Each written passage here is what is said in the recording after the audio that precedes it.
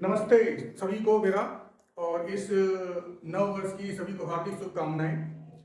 बहुत लंबे इंतजार के बाद अंततः राष्ट्रीय साधन से प्रावीण्य छात्रवृत्ति परीक्षा NMMSE का फॉर्म आ गया है और काफ़ी असमंजस की स्थिति बन गई थी कि इस बार छत्तीसगढ़ में ये NMMS की परीक्षा होगी कि नहीं होगी।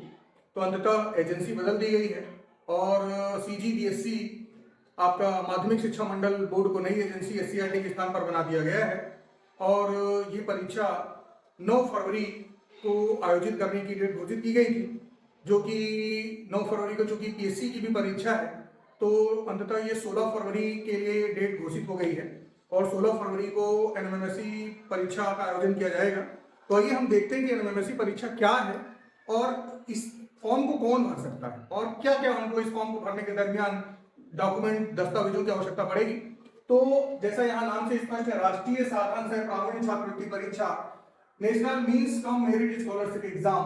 तो इसके बारे में हम विस्तार से जानते हैं। तो सबसे पहला जो प्रश्न उठता है कि ये जो परीक्षा है राष्ट्रीय साधन से स्कॉलरशिप, इस परीक्षा में कुल सीटें कितनी है पूरे स्टेट में। तो और दूसरा, इस परीक्षा को अगर कोई बच्चा उत्तीर्ण करता है कौन दिला सकता है और इससे क्या क्या लाभ हो सकते हैं, पाठ्यक्रम क्या होगा। तो आइए इस पे हम आगे देखते हैं। तो पहला जो हमारा प्रश्न है कि छत्तीसगढ़ राज्य में इसमें कुल कितनी सीटें हैं। तो छत्तीसगढ़ राज्य में इसमें कुल पूरे राज्य में 2246 सीटें, अर्थात 2246 बच्चों का छत्तीसगढ़ राज्य में जो कक्षा 8वीं में अध्ययनरत बच्चे हैं वो इस परीक्षा को दिलाएंगे और उतने बच्चों को लाभ मिलेगा जो उसमें आपका आरक्षण जो है वो लागू होगा। उसके बाद क्या लाभ है इससे, तो जो भी परीक्षार्थी इस परीक्षा को उत्तीर्ण करेगा, इसकी मेरिट में अपनी उपस्थिति दर्ज कराएगा, उन चयनित विद्यार्थियों को NSP पोर्टल में एंट्री कराना पड़ेगा और 9वीं से लेकर 12वीं तक 1000 रुपए प्रति माह के हिसाब से साल का 12,000 रुपए, अर्थात 4 साल में कुल 48,000 रुपए की प्राप्ति होगी, जिससे वो बच्चा अपनी मूलभूत जो पढ़ाई की आवश्यकताएं हैं, जिसके अंतर्गत आपका ट्यूशन है, बुक्स है, कॉपीज है, वो ले सकता है।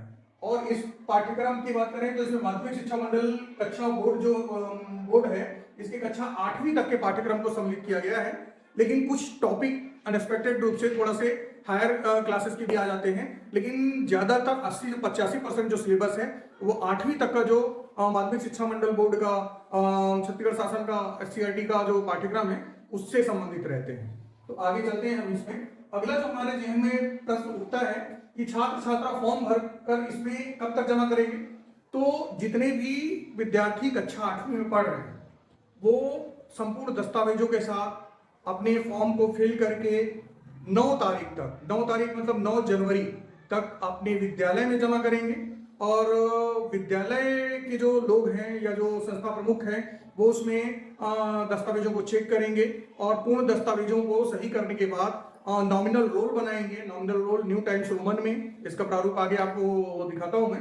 तो न्यू टाइम्स रोमन में और फॉन्ट जो रहेगा 10 रहेगा, उसमें बना करके इसको पेन ड्राइव में ले लेंगे और सॉफ्ट कॉपी में ले लेंगे पेन ड्राइव में, और हार्ड कॉपी भी रख लेंगे। और हार्ड कॉपी 2 प्रति में निकाल लेंगे, एक आप जितने ही बच्चों को फॉर्म जमा करेंगे उसके साथ लगा देंगे और एक वहां से आप रिसीविंग ले लेंगे।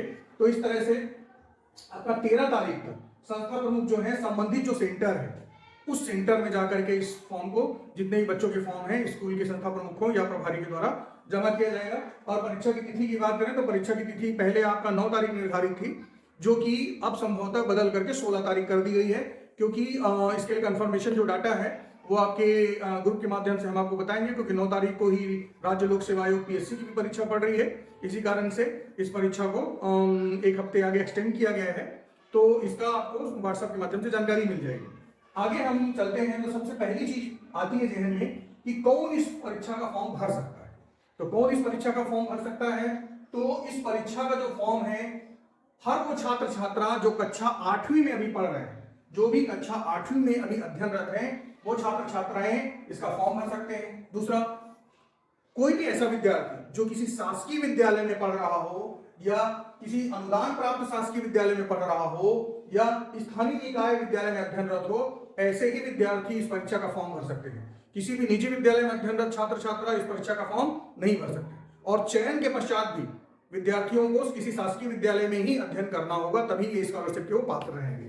किसी छात्रावास में या एकलव्य है या प्रयास है, इनमें से जितने भी सुविधाएं शासन के द्वारा या छात्रवृत्ति की जितने भी अलग अलग स्तर की छात्रवृत्तियां होती हैं, उनमें से केवल एक छात्रवृत्ति मिलेगी। तो अगर बच्चा इस छात्रवृत्ति को निकालता है तो अदर दूसरी छात्रवृत्तियां उसको नहीं मिलेगी, यानी एनएमएमएससी छात्रवृत्ति ही के लिए पात्र रहेगा।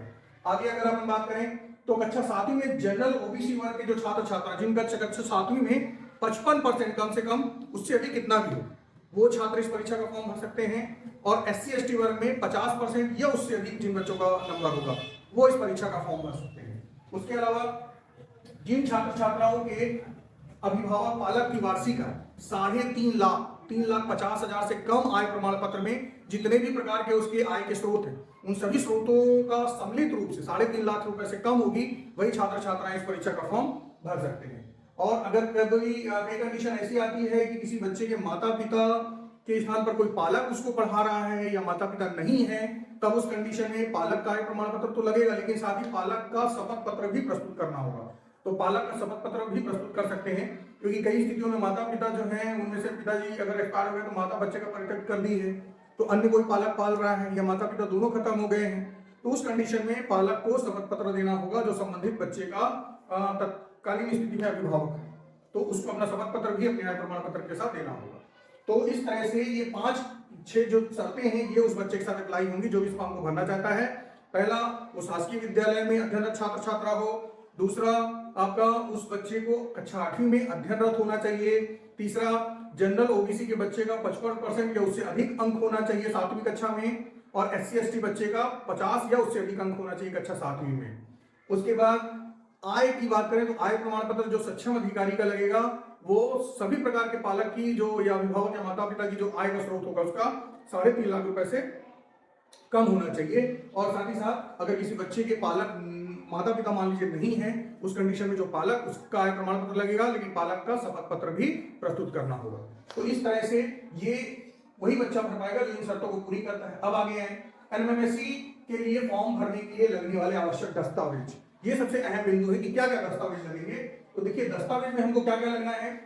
आवश्यक दस्तावेज एनएमएमएससी के लिए कक्षा 8वीं में अध्ययनरत छात्रों के लिए है, आवेदन पत्र एवं प्रवेश पत्र की अलग अलग कॉपी लगेगी। आवेदन पत्र के साथ में क्या क्या लगेगा, कक्षा 7वीं की अंकसूची की छाया प्रति लगेगी।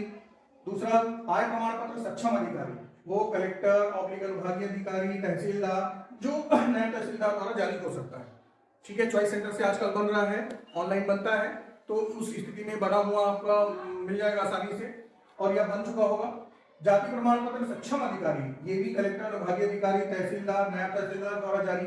मतलब यहाँ आशय किसी एक सक्षम अधिकारी जो उसको जारी करने का अधिकार रखता है उसके द्वारा जारी प्रमाण पत्र लगेगा।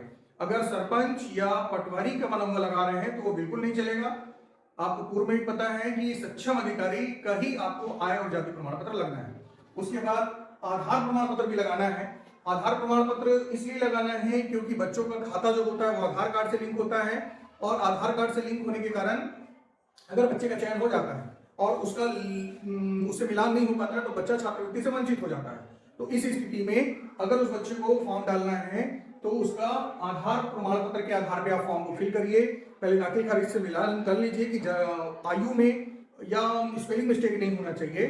अगर ये सब चीजें सही है तब उस स्थिति में आप आधार कार्ड को प्राथमिकता में लेकर के ही बच्चे का जो फॉर्म है आवेदन का उसको भरेंगे। और 2 फोटोग्राफ्स लगेगी उस आवेदन, एक आवेदन में लगेगी और एक प्रवेश पत्र में लगेगी।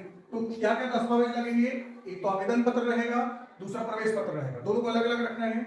आवेदन पत्र में क्या क्या लगाएंगे आप, आवेदन पत्र के साथ कक्षा 7वीं की अनुसूची की छाया प्रति, आय प्रमाण पत्र की छाया सक्षम अधिकारी द्वारा जारी किया गया जो सत्र 2023-24 में जारी किया गया हो वो लगेगा। उसके अलावा जाति प्रमाण पत्र लगेगा जो वो भी सक्षम अधिकारी द्वारा रहेगा, नायब तहसीलदार या अनुभागीय अधिकारी SDM स्तर के जो अधिकारी होंगे। आधार प्रमाण पत्र की फोटोकॉपी लगेगी और 2 फोटोग्राफ्स लगेंगे। और आवेदन पत्र और प्रवेश पत्र में फोटो को प्राचार्य अथवा प्रधान पाठक अटेस्टेड करेंगे, अभी प्रमाणित करेंगे। तो ये याद रखेंगे, इसको करना ना भूले। और साथ ही साथ पालक के हस्ताक्षर भी होने हैं। राष्ट्रीय साधन से ग्रामीण परीक्षा एनएमएमएससी के लिए दुर्ग जिले में किए जाने वाले प्रयास। अब हमारे दुर्ग जिले में क्या क्या इसमें प्रयास हम कर रहे हैं, आप लोगों के माध्यम से करना है हमको। सबसे पहला काम हमको करना है कि अधिक से अधिक बच्चों को फॉर्म भरवाना है। जिस बच्चे का भी 55% या 50%, अगर SC ST बच्चा है 50% से अधिक है तो आप ये मूल्य मत लगाइए कि होशियार है ये कमजोर है। कंपटीशन एग्जाम ऐसा होता है जिसमें कई बार कमजोर बच्चे अच्छा प्रदर्शन कर देते हैं, तो आप मूल्य मत लगाएं। जो भी बच्चा उस कैटेगरी के सारे जो भी कंडीशन है उनको फॉलो कर रहा है, उस बच्चे का फॉर्म भरवाइए, डॉक्यूमेंट के साथ भरवा दीजिए। और उसके बाद दूसरा काम हमको क्या करना है, जाति प्रमाण पत्र कई बच्चों का नहीं बना होगा, तो ऐसे बच्चों का आय प्रमाण पत्र तो बना होगा, तो आप उस बच्चे को सामान्य वर्ग से फॉर्म को डलवाइए, सामान्य वर्ग से डलवाइए। ऊपर में जो कॉलम होगा किस कैटेगरी से वो बच्चा डाल रहा है, तो आप उसको सामान्य डाल दीजिए। और अभी प्रमाणित भलाई जहाँ पे HM अटेस्टेड कर रहा है दाखिल खारिज के हिसाब से, वहां पे भलाई आप दाखिल खारिज के हिसाब से अटेस्टेड कर दीजिए। लेकिन बच्चा उस एग्जाम में बैठ किस कैटेगरी के रूप में रहा है, तो सामान्य, क्योंकि उसका जाति प्रमाण पत्र बना हुआ नहीं है। तो एक चीज ये कर सकते हैं। फिर विद्यालय के एनएमएमएससी फॉर्म भरने वाले छात्रों को प्रभारी शिक्षकों के द्वारा हमारे दुर्ग जिले में तीनों विकासखंड के लिए अलग अलग व्हाट्सएप ग्रुप बनाए गए हैं। इसके साथ साथ कई जिलों में व्हाट्सएप ग्रुप बनाए गए हैं। तो उन व्हाट्सएप ग्रुप में टीचर्स को हमारे द्वारा जो जिला टीम है उसके द्वारा बनाया हुआ मटेरियल, जो भी आपके क्वेश्चंस हैं, पुराने विगत वर्षों के प्रश्न पत्र हैं, वो अवेलेबल कराए जाएंगे। OMR सीट अवेलेबल कराई जाएगी। आप उन बच्चों के बीच में उसको पहुंचाइए। आप अपने स्तर पर कुछ प्रयास कर सकते हैं। तो ऑनलाइन क्यूज जो गूगल में या अलग अलग प्लेटफॉर्म पे बनते हैं, आप उनमें प्रैक्टिस करा के बच्चों को इस एग्जाम के लिए हैबिचुअल कर सकते हैं। लेकिन ऑफलाइन कंडीशन में OMR के साथ टाइमिंग को मेंटेन करते हुए, क्योंकि 1.5 घंटे में बच्चे को वो पेपर बनाना है, तो टाइमिंग को मेंटेन करते हुए आप उसको प्रैक्टिस कराएंगे, अधिक से अधिक बच्चों द्वारा हल किया जा सके। टॉपिक वाइज टेलीग्राम ऐप में क्यूज बॉट या गूगल शीट के माध्यम से ऑफलाइन तरीके से कई टेस्ट किए जा सकते हैं। हमें क्या करना है, तो इस परीक्षा के लिए एक निश्चित कार्य योजना पर कार्य करने की आवश्यकता है, जिसमें 5 बिंदु पर मुख्य रूप से अभी हम फोकस कर रहे हैं। पहला हमारा फोकस किस पे है कि अधिक से अधिक बच्चों को एनएमएमएससी का फॉर्म भरवाएं। आप ये मान के रखिए कि कई को लगता है कि एनएमएमएससी का फॉर्म में तैयारी कराने से बच्चों की जो वार्षिक बोर्ड प्रभावित होगा। अगर एनएमएमएससी के हिसाब से बच्चे को आप तैयार करते हैं, तो बोर्ड परीक्षा में आपके बाकी सामान्य बच्चों की अपेक्षा वो बच्चा ज्यादा अच्छा करेगा, क्योंकि उसका IQ लेवल डेवलप होगा। उसमें उन लोगों सामान्य बच्चों की अपेक्षा ज्यादा समझ बनेगी किसी चीज के प्रति। अब वो टीचर के ऊपर डिपेंड करता है कि वो कैसा उसको लीड करता है। तो आप अधिक से अधिक बच्चों का एनएमएमएससी का फॉर्म भरवाएं और उनमें थोड़ा इंटरेस्ट जगाएं। जो भी साइंस है, मैथ्स है, सोशल है, उसको कैसे पढ़ते हैं, तो बिल्कुल वो बच्चा आपका बाकी बोर्ड एग्जाम में भी अच्छा करेगा और इसमें रिजल्ट देगा तो देगा ही देगा। विद्यालय समय के अतिरिक्त समय देकर परीक्षा की तैयारी करवाना, चूंकि आप जान रहे हैं कि समय कम है, तो अगर आप विद्यालय समय भी तैयारी करवाते हैं, बैकलेस डे के दिन भी फुल डे तैयारी करवाते हैं, थोड़ा 1 आध घंटा एक्स्ट्रा समय अगर अभी 1 महीना आपको देना पड़े तो बिल्कुल दीजिए और उस बच्चे की तैयारी में हेल्प करिए। उसके बाद पूर्व वर्षों के प्रश्न पत्रों का अभ्यास करवाना। आपको विगत 13-14 साल के हम प्रश्न पत्र ग्रुप के माध्यम से अवेलेबल करा चुके हैं और पुनः करा देंगे। उन प्रश्न पत्रों से रिलेटेड करते हुए कई क्वेश्चन बनाइए। अगर आप उतने भी प्रश्नों को करा देते हैं तो उसमें भी ये मान के रखिए कि बच्चा बहुत कुछ कवर कर लेगा और वो आपके बुक के अंदर के ही प्रश्न है, 2-4 प्रश्न आउट ऑफ सिलेबस हो सकते हैं। उसके बाद OMR शीट भरने और गोले भरने का अभ्यास कराना, क्योंकि बच्चों को OMR शीट का अभ्यास जरूरी है। सीधा एग्जाम हॉल में जाएंगे तो बहुत मिस्टेक करते हैं, तो पहले उनको OMR शीट की कई बार आप अभ्यास कराइए। उसके अलावा हमें क्या करना है, सभी फॉर्म भरे हुए बच्चे परीक्षा केंद्रों पर उपस्थित। कई बार क्या होता है, बच्चे परीक्षा का फॉर्म भर तो देते हैं लेकिन परीक्षा वाले दिन उस सेंटर नहीं पहुंच पाते। तो हमारी जिम्मेदारी सिर्फ परीक्षा का फॉर्म भरवाने तक नहीं है, हमारी जिम्मेदारी परीक्षा का अधिक से अधिक बच्चों को फॉर्म भरवाना है, उनको तैयारी करवाना है और यह भी सुनिश्चित करना है कि 16 फरवरी को सभी बच्चे 100% रूप से उस परीक्षा केंद्र पर पहुंचे। और इस दरमियान हमें उन बच्चों को कई बार टेस्ट लेकर के प्रश्न पत्रों से हैबिचुअल कराना है। तो ये चीज हुई। और ये दुर्ग जिले का आपके सामने मैं एक छोटा सा आंकड़ा रखा हूं, जिसमें आप बाद में भी चर्चा कर सकते हैं। ये हमारा नॉमिनल रोल है। तो नॉमिनल रोल में ये देखिए, यहाँ पर नॉमिनल रोल है, एक्सेल वर्कशीट में बनाना है, कैपिटल लेटर में रखना है, फॉन्ट जो है टाइम्स न्यू रोमन साइज 10। ये चीज को ध्यान रखिए। एक्सेल वर्कशीट में आपको नॉमिनल रोल बनाना है, मतलब एनएमएमएससी 2024-25 रहेगा, नॉमिनल रोल रहेगा। ये लाइन सिर्फ आपको बताने के लिए, ये उसमें नहीं डलवाना है, इसको हटवा देना है। ये वाली को Excel worksheet capital letter font Times New Roman size 10, इसको हटवा देना। फिर यहाँ पे सेंटर का नाम देना है, तो जो भी आपके जिले का सेंटर है जो मिला है वो आपको देना है। उस सेंटर का कोड दिया होगा आपके उसी फॉर्मेट में, वो कोड डालना है, जैसे दुर्ग जिले का 0401, ठीक है। उसके अलावा यहाँ ब्लॉक, जिस ब्लॉक का है, डिस्ट्रिक्ट, और यहाँ पे ये सेंटर का कोड तो है। अब इसमें सीरियल नंबर में देखिए तो पहला सीरियल नंबर है, दूसरा रोल नंबर है। तो रोल नंबर वाले जगह को आपको पूरा छोड़ के देना है, रोल नंबर सेंटर वाले को करेंगे। आपको सिर्फ name of the student capital letters में, न्यू टाइम्स रोमन में और 10 के फॉन्ट में, father's name, school name, date of birth, grade class 7 का, तो या तो आप परसेंटेज दीजिए या तो उसका ग्रेड दीजिए। तो मेरे हिसाब से अगर आप ग्रेड दें या परसेंटेज देंगे तो ज़्यादा बेहतर रहेगा। ग्रेड देंगे तो भी चलेगा, उसके बाद लेकिन परसेंटेज दीजिए तो बेहतर है। आधार नंबर भी इंडिकेट करना है इसमें आपको सभी बच्चों का, फिर उनकी कैटेगरी बताना है कि जनरल का है कि ओबीसी है।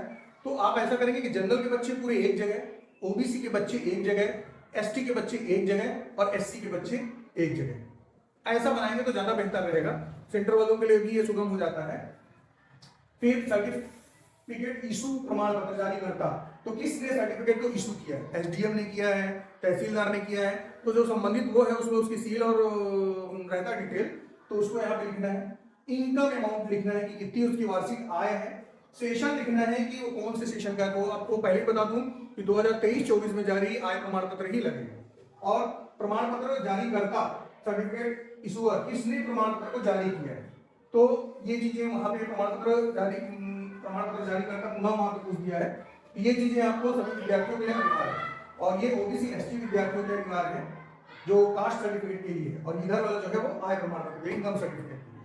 तो ये आपका नॉमिनल रोल जो है ये बनाकर देना है, और ये हस्ताक्षर एवं मोहर केंद्राध्यक्ष की रहेगी। तो स्कूल स्तर पर जब आप देंगे तो यहाँ पर जो सॉफ्ट कॉपी देंगे उसमें तो कुछ नहीं रहेगा, हार्ड कॉपी जो देंगे, हार्ड कॉपी में आप संस्था प्रमुख का सील साइन मार करके दे सकते हैं प्रमाणित करके, और वहां तक रिसीविंग ले लेंगे। और ये रोल नंबर के लिए तो जो पहला रोल नंबर के जो अंक है उसमें शुरू के जो 2 अंक हैं वो वर्ष को बता रहा है, उसके बाद के जो 4 अंक है वो केंद्र का कोड है, जो कि आपके वो जो केंद्र का विवरण है वहां पे शुरू में दिया हुआ है। और ये आपका सरल क्रमांक जो है ये रोल नंबर उस सेंटर का रहेगा, जो कि आपका 0001 से शुरू होकर के 4 डिजिट 9999 तक का हो सकता है। तो ये फॉर्म में कौन भर सकता है, क्या क्या दस्तावेज लगेंगे उसको मैंने बताने का एक प्रयास किया है। इसमें और कोई भी एक दुविधा होगी तो व्हाट्सएप के माध्यम से आप या फोन के माध्यम से जानकारी ले सकते हैं। आपसे एक निवेदन है कि हम लोगों का एक छोटा सा जो प्रयास है वो बहुत से कमजोर वंचित आर्थिक रूप से जो बच्चे हैं उनके लिए मददगार साबित होगा। तो इस छोटे से प्रयास को जरूर करें आप, और उन बच्चों के आगे बढ़ने में हमारा एक योगदान अपना जरूर उपस्थित करना चाहिए, मुझे ऐसा लगता है। और आपसे आशा है कि आप विगत वर्षों भी ऐसा करते रहें, इस वर्ष भी करेंगे। धन्यवाद, बेस्ट ऑफ लक।